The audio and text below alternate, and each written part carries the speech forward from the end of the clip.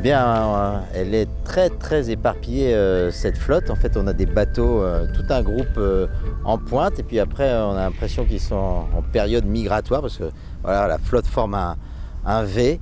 Et on en a aussi bien dans l'est que dans l'ouest, avec pour l'instant les premiers plutôt en pointe de ce triangle qui n'ont pas manqué forcément de vent comme on aurait pu le penser. Bien évidemment, ça a été un petit peu difficile, les vitesses sont tombées sous 2 nœuds parfois, mais toujours un petit peu d'air pour faire avancer les bateaux.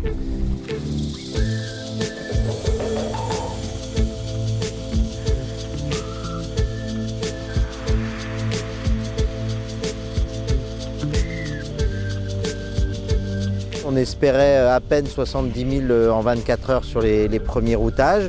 En fait, on est un petit peu en avance, ce qui est plutôt de bon augure, puisqu'on a choisi de faire un grand parcours.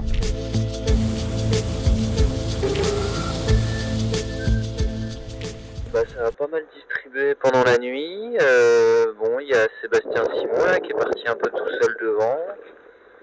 Je pense que il doit y avoir plus à plaindre que moi.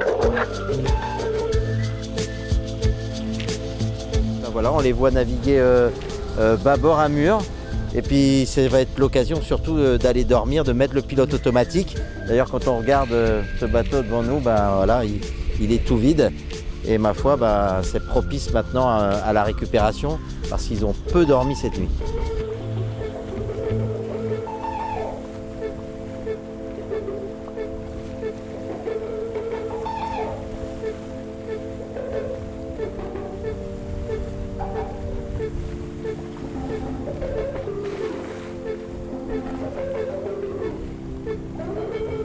Cette nuit, on n'avait pas beaucoup de vent, du coup c'était assez dur.